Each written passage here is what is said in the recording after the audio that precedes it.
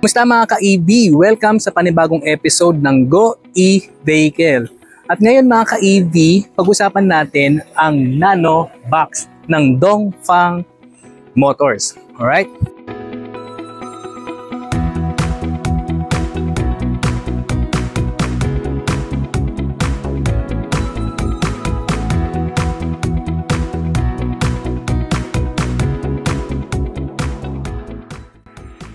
Ang drive motor type po nito ay permanent magnet synchronous motor. Power battery type ay ternary lithium battery. Ang battery capacity ay 28.9 kilowatts per hour. Ang maximum power of motor ay 33 kilowatts. Ang maximum torque ay 125 Newton meter. At pagdating naman sa kanyang maximum speed ay 100 kilometers per hour. At meron itong battery intelligent temperature control system.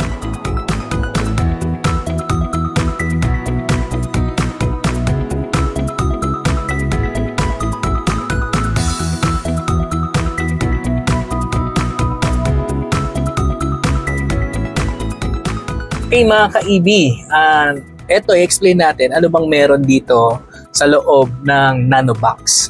So, syempre, ang unang-una kapag nandito po ako sa loob ng sasakyan, syempre, ang unang-unang papansinin mo dito, mga ka-EV, ito yung buong center console niya.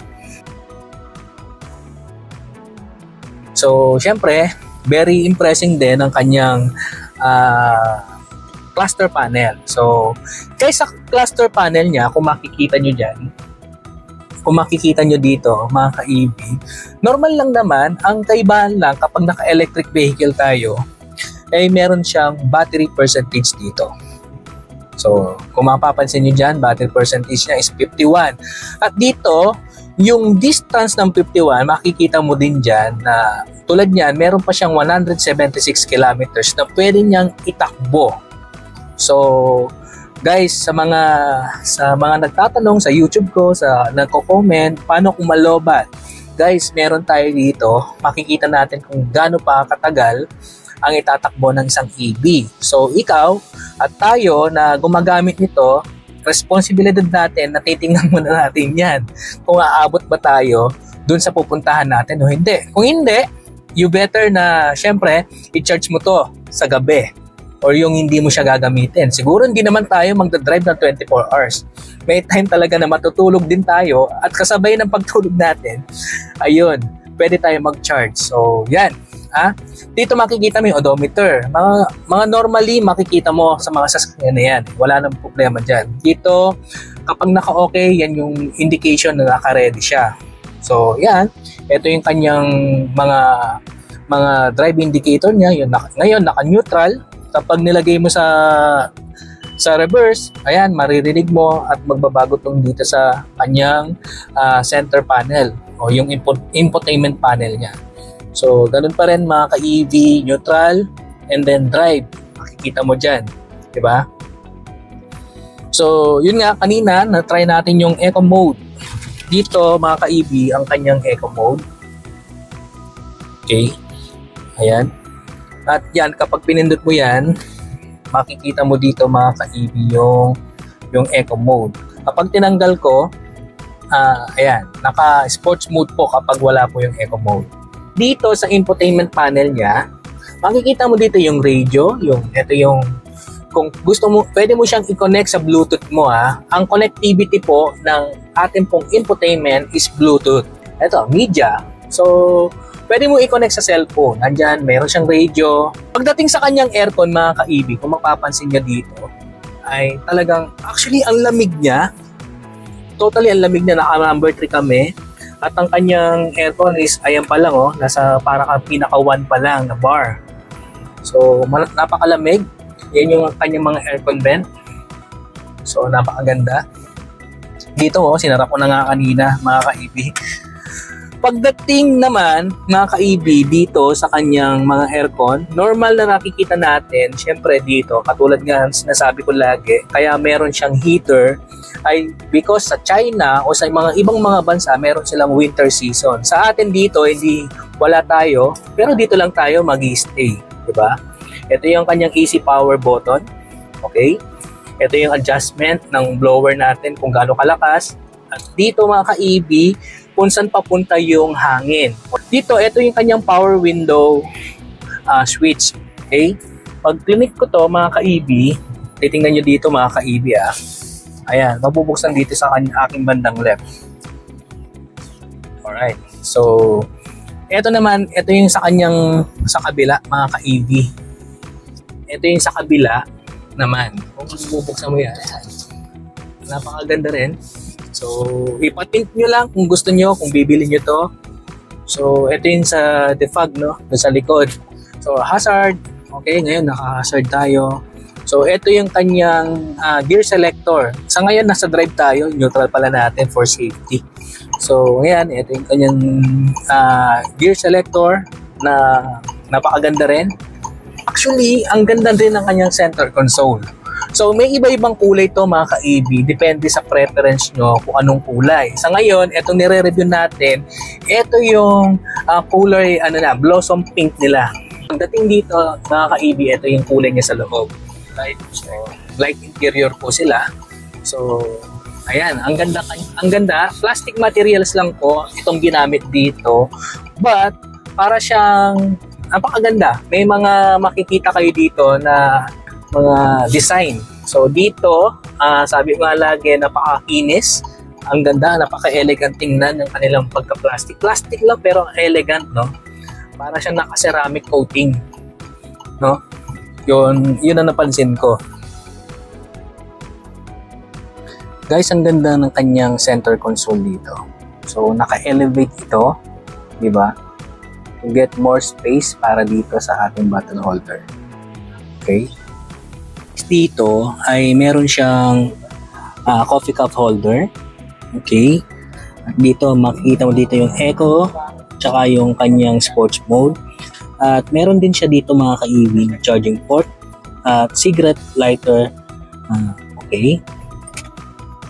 Alright mga ka-EB, pagdating naman dito, ito yung driving position ko at meron naman ako natitira, hindi naman ako mauuntog dito. So, sabi ko nga sa inyo, mini EV po ito. Ito na yung komportableng driving position ko dito sa harap. So, na-adjust din to mga ka-EB. Okay? Adjust din. So, pagdating dito mga ka-EB, tingnan nyo to. Ang ganda rin ng kanyang pagka-finish. Plastic materials na merong combination siya ng white na medyo may pagka-cream.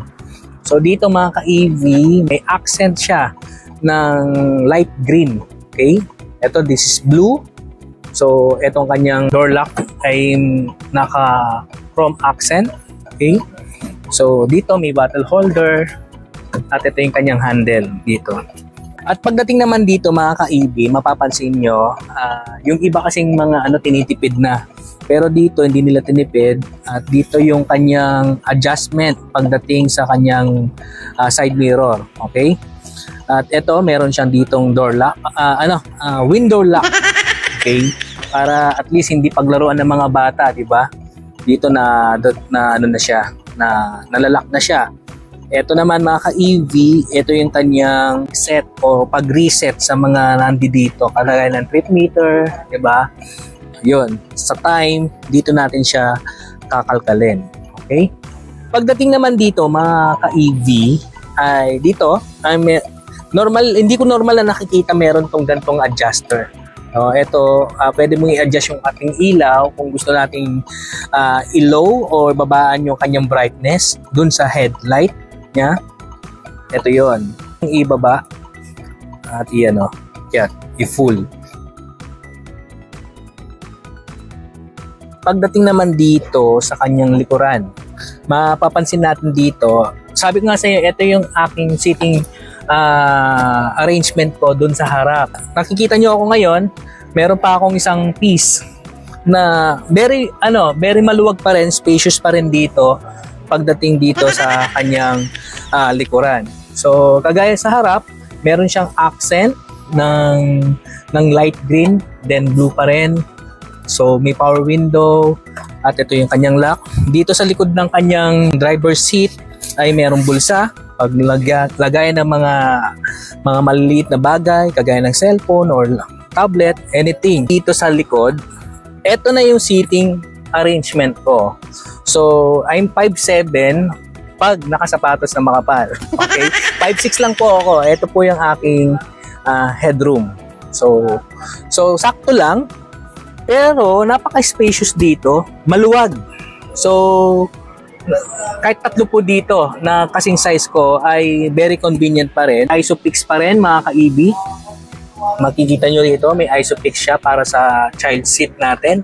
Pagdating naman dito sa kanyang upuan, maski sa harap ay fully leather na po ito. Dito mapapansin mo, ayan, meron siyang headrest, dalawa. Wala siya dito sa gitna. Ditong cover na, ayan makikita mo, na pwede maglagay dito tayo ng item dito kapag nasa biyahe. Yung bag natin, pwede muna nating ilagay dito.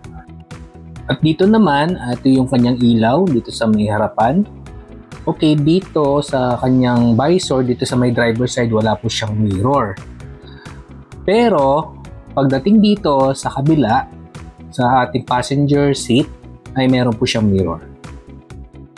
Mga ka-EB, tingnan naman natin dito yung kanyang compartment sa likod.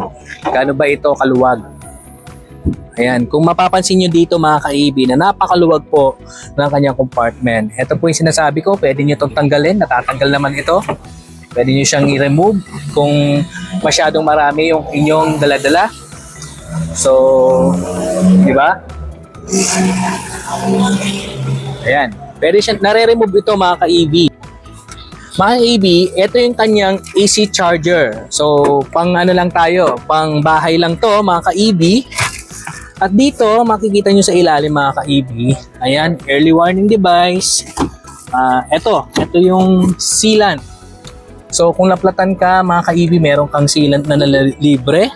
At inflator. Inflator kit. Ayan, meron siyang inflator kit mga ka-EB. So, may pambomba na, kaya wala siyang extra tire kasi meron naman siyang ganito. So, ayan. Okay. By the way mga ka-EB, shout out pala sa mga ka-EB na natin dyan na nakasubscribe na. Salamat po sa inyong suporta. At shout out na rin sa mga hindi pa po nagsasubscribe. Please subscribe na po sa ating pong channel. Baka dito nyo na mahanap ang bagay na EB para sa inyo.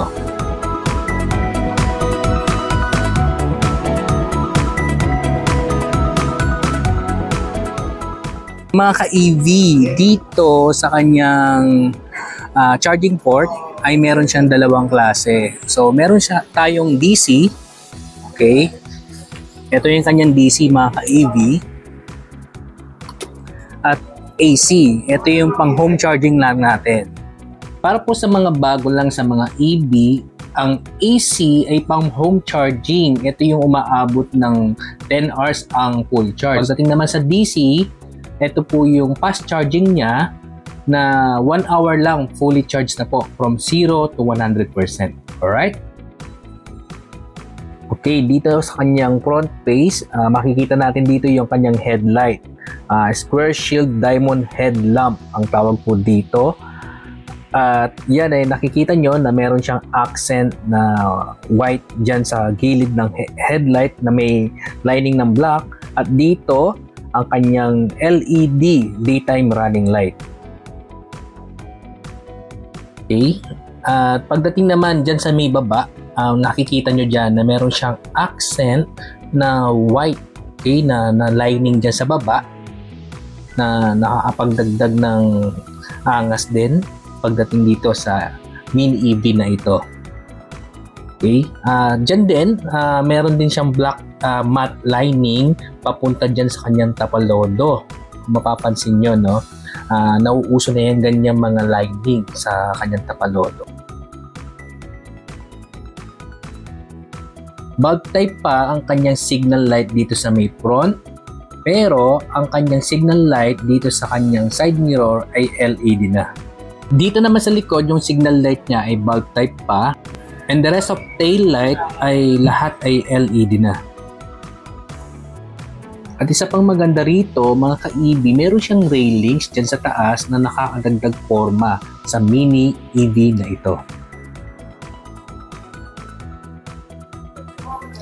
At dito mga ka-EV, ito yung kanyang mga sensor sa likod. May 3 sensor siya rito. Yan. At dito.